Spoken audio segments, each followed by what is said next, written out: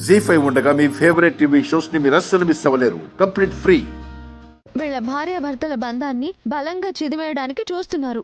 ఏయ్, ఏం మాట్లాడుతున్నావు నువ్వు? ఇప్పుడు ఈ మాటలు చెప్పి నా కూతురికి నాకు మధ్య దూరం పెంచాలని చూస్తున్నావా?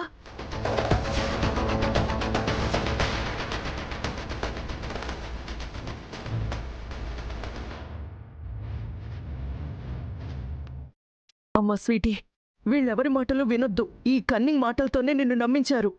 పూల బాటలో నడవాల్సిన నీ బ్రతుకుని ముళ్ళ కంచెలోకి నెట్టేశారు వీళ్ళు. వీళ్ళ ఫ్యామిలీ మొత్తం ఫ్రాడ్సేనమ్మా. వీళ్ళని అస్సలు నమ్మొద్దు నువ్వు.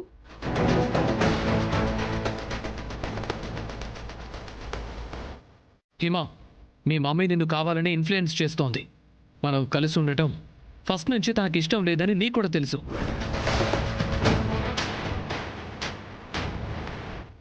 ఇప్పుడు కూడా మనల్ని విడదీయాలని చూస్తోంది.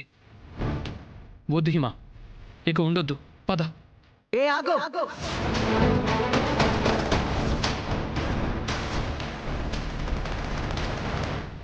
ఎక్కడికి తీసుకెళ్తున్నావు? తనకి నీతో రావడం ఇష్టం లేదని ఇంకా నువ్వు అర్థం చేసుకోవడం లేదేంటి? ముందు నా కూతురు చెయ్యొదులు. వదులు.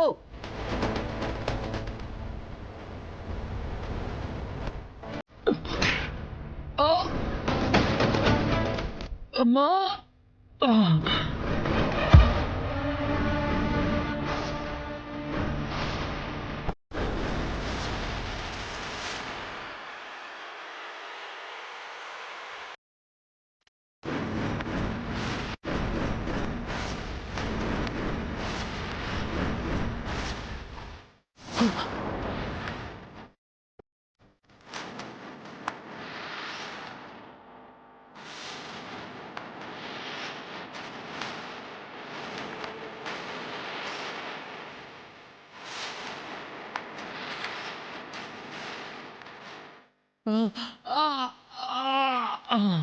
అన్నయ్య, అన్నయ్య,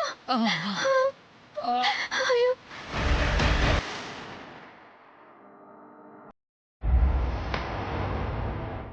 తాయ గారు, హేమకు అసలు మీరు కన్న తల్లినా?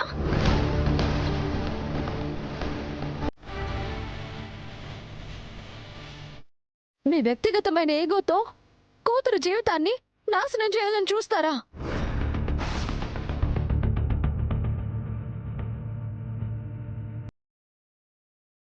ఇంటి అల్లుడని చూడకుండా ఇంత కర్కశంగా ప్రవర్తించేది? ఏయ్, ఏంటే వాగుతున్నావు? అసలు నీకు నా ఇంట్లో అడుగుపెట్టే అర్హత ఎక్కడుంది? ఇక్కడికొచ్చి నా కూతురు బతుకులో ఇన్వాల్వ్ అవుతూ ఉన్నావు. ఆ ఇంటికి ఈ ఇంటికి మధ్య బంధుత్వాలు తెగిపోయాయి. మధ్యలో నీలాంటి మధ్యవర్తులు వచ్చి తెగిన ఆ బంధాలని కలపాల్సిన అవసరం ఏమీ లేదు. మర్యాదగా నా ఇంటి గడపను దాటి బయటికి పోండి. వెళ్ళండి ఇక్కడి నుంచి. లేదంటే పోలీసులకి ఫోన్ చేసి నా కూతుర్ని మీరంతా హెరాస్ చేస్తున్నారని కంప్లైంట్ ఇస్తాను.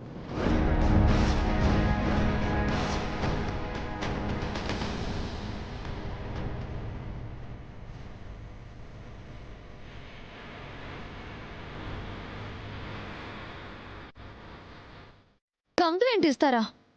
ఏమని ఇస్తారో ఇవ్వండి. హిమ మా అన్నయ్య భార్య. హిమ కడుపులో పెరుగుతున్న బిడ్డకి మా అన్నయ్య తండ్రి. అది మర్చిపోవద్దు. ఎవరికి కంప్లైంట్ ఇచ్చినా వీళ్ళిద్దరూ కలిసి బతకాలని అనుకుంటారు. అది తప్పు అని ఏ చట్టం అనదు. మీరు కాదు అన్నంత మాత్రాన ఏ చట్టం కూడా మీకు సపోర్ట్ చేయదు.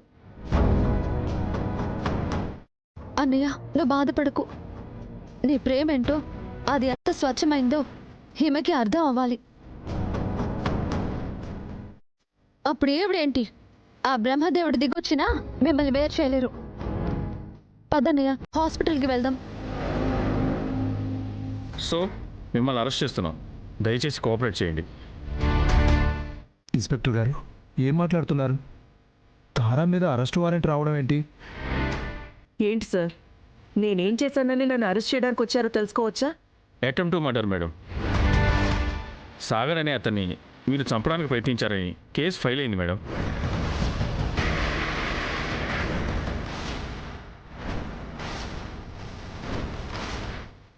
నేను వాణ్ణి చంపడానికి ప్రయత్నించానా? అలా అని ఎవరు కేసు పెట్టారు? సాగర్ వాళ్ళ అమ్మగారు, ఆవిడ పేరు సువర్ణ అని చెప్పారు. సువర్ణ? స్వీటీ, మీ అత్తగారింటి వాళ్ళ అబ్బాయిని నేను చంపబోయానని నా మీద అటెంప్ట్ టు మర్డర్ కేసుని పెట్టారంట. చూడు, వాళ్ళు చివరికి ఎంతవరకు వచ్చారో చూసావా బేబీ? మన స్వీటీకి వాడు ఏ రకంగానూ తగిన వాడు కాదని తెలిసినా కూతురి కోసం, నా స్వీటీ సంతోషం కోసం, తన కడుపులోని బిడ్డ కోసం నా పట్టుదలని కూడా విడిచిపెట్టి వాణ్ణి నేను అల్లుడిగా యాక్సెప్ట్ చేశాను. ఇప్పుడు వాళ్ళు ఏకంగా నన్ను నేరస్తురాల్ని చేశారు, చూసారా? రాధా, శ్రీకాంత్, చూడండి, నా చెల్లి ప్రేమించింది, చెల్లి ప్రేమని గెలిపించాలి అంటూ నన్ను ఒక విలన్లా చూసి వాణ్ణి హీరోలాగా ఊహించుకొని తెగ మురిసిపోయారు.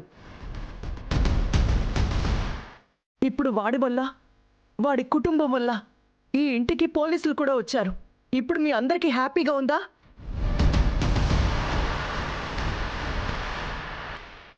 సరే, వాళ్ళు చేసిన తప్పుల నుంచి తప్పించుకోవడానికి నన్ను నేరస్తురాలిగా ముద్ర వేశారు. పర్వాలేదు. అమ్మా స్వీటీ, ఆ రోజు నేను నీ ప్రేమకి అడ్డుపడింది ఆస్తి అంతస్తుల విషయంలో కాదమ్మా. ఇలాంటి రోజు ఎప్పటికీ మనకి రాకూడదు అని ఆలోచించి. కానీ అప్పుడు నీ ప్రేమ మత్తులో నా మనోవేదన నీకు అర్థం కాలేదు. ఇంకా నువ్వు అదే మత్తులో ఉన్నావంటే ఈ అమ్మ ప్రేమ, మంచితనం ఏది నీకు ఎప్పటికీ అర్థం కాదని అనుకుంటాను. పదండి ఎస్ఐ గారు. మమ్మా, స్వీటీ, సారీ మమ్మా, నా వల్లే కదా ఈరోజు నీకు ఇలా అయింది. తప్పదమ్మా. ఆ రోజు నువ్వు నన్ను కాదనుకున్నా ఏ రోజు నేను నిన్ను కాదనుకోలేదు. తెలుసో తెలియకో ఆ రోజు తప్పు చేశావు. అప్పటి ఆ తప్పుకు ఇప్పుడు నేను ఈ శిక్షను అనుభవిస్తున్నాను. బేబీ, నా స్వీటీని జాగ్రత్తగా చూసుకోండి. మీరేమి కంగారు పడద్దు. నేనే తప్పు చేయలేదని నా మనసాక్షికి తెలుసు. ఆ భగవంతుడే అన్నీ చూసుకుంటాడు. మీరు ధైర్యంగా ఉండండి. పదండి ఎస్ఐ గారు. రండి మేడం.